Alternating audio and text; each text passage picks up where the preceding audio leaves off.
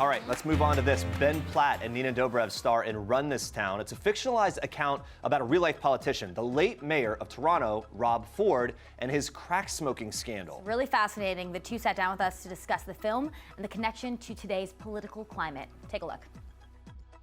Rob was very polarizing. I mean, he said crazy things, and people either loved him or hated him.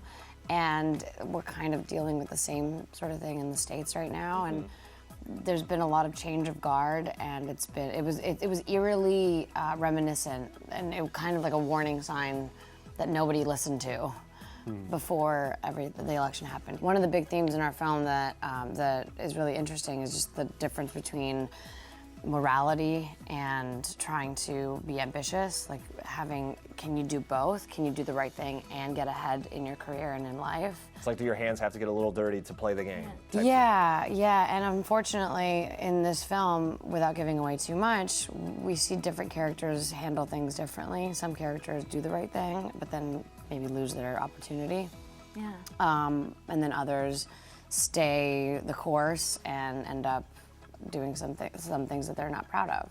I hope it encourages a couple things. Millennials to sort of take a look at this amorphous path that we now have as when young people are graduating from school, there's so few kind of defined paths career-wise, and it's a lot more of an open field. And I hope that it, as Nina was saying, encourages ambition and also encourages young people to have their voices be heard. I think we're seeing now more than ever it's like a sort of a trendy thing to be politically involved and to be vocal on social media, which is like, if there's anything that can be trendy, I'm glad it's that. And I'm glad it's that sort of superficial kind of surface level involvement is inspiring some actual real action.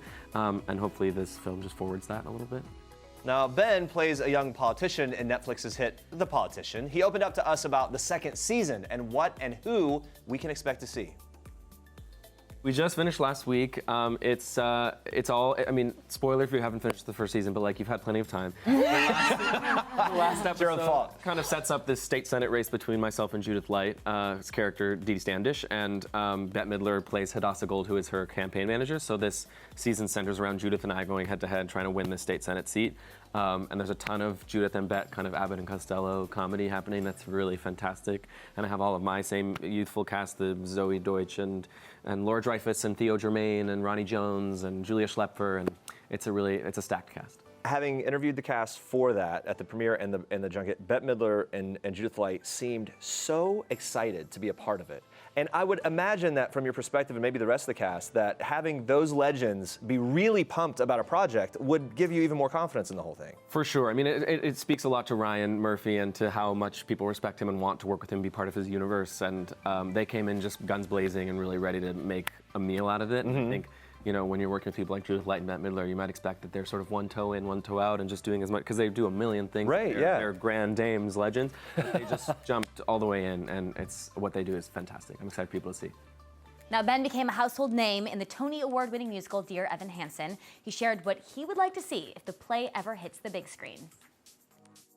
Making sure the adaptation is approaching the piece as a new thing. I think a lot of times when you're taking something from stage to screen, there can be almost too much faithfulness to the stage piece out of respect for fans or for, you know, people that love the material. And I think what's important for people to understand is the film is such a different beast, and it sometimes requires somewhat of an overhaul. I mean, obviously, I would hope the story remains the same. It's a beautiful story, and Stephen Levinson wrote such an incredible piece. But I think not being afraid to reinvent for the screen would be the thing that would make or break it. Do you miss the character, or are you happy to go into new pastures? Both. Yeah, It was a really intense few years, and I've been really happy over the past couple of years to experiment with new stuff and have my own music and be on The Politician and make this great film and do things that are a little less grating on the spirit. Yeah. But of course, it was a really special thing, and I would love to go back to it. Now, Nina, who happens to be close friends with Julianne Hough, opened up about their big upcoming weekend plans. Well, this weekend it's going to be with Oprah. I'm going to visit her. Excuse me. She's on. Well, by the way, for the record, I'm not. I haven't met the woman, but I think she's amazing. Yeah. I'm flying to Denver to support Jules because she's on tour with her right now, and hopefully I'll rub shoulders with Oprah. Get Right?